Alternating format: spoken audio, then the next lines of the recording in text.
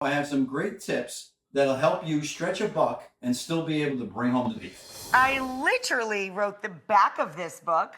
It is the Everyday Meat Guide by our friend Ray Venezia. And it's really straightforward, and there's every single question you could possibly ask answered within it.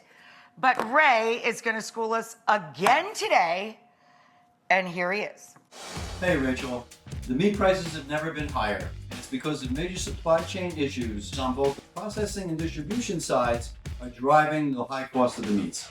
In the meantime though, I have some great tips that'll help you stretch a buck and still be able to bring home the beef.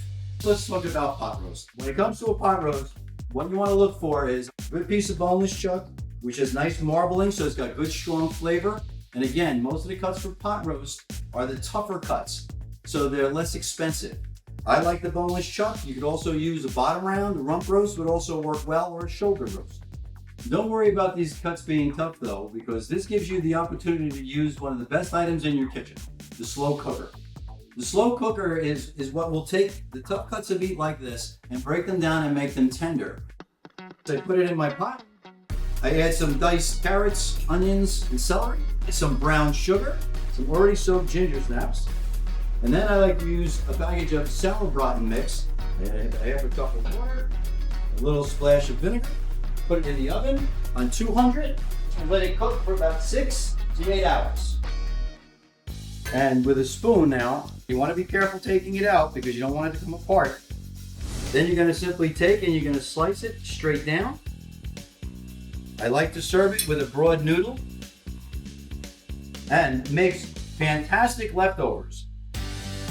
Meatloaf is not only a delicious meal, extremely economical, it's quick, and it's one of the biggest comfort foods we have in this country. You can do beef, you can do beef pork, you can do beef, pork, and veal. The most important thing is you never want to overhandle your ground meats because you take a lot of flavor out of it, and you want to make sure it's seasoned evenly. I spread the meat out. I take my seasonings. I use a little egg, a little breadcrumb, a little parsley, a little grated cheese, a little garlic powder.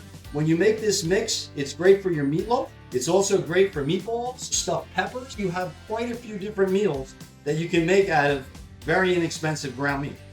Roast it in the oven at about 375, and depending on the size of your meatloaf, it's only about an hour to an hour and a half, and you're good to go. Beef stew is a great economical meal. It's the one meal where a little bit of meat goes a long way. One of the most important aspects of beef stew for it to come out great is that the pieces be evenly sized. You get a nice piece of boneless chuck. You kind of just make sure it's straight on your platter, and very easily you're going to take and you're just going to make even strips out of it. Nice and even. Okay?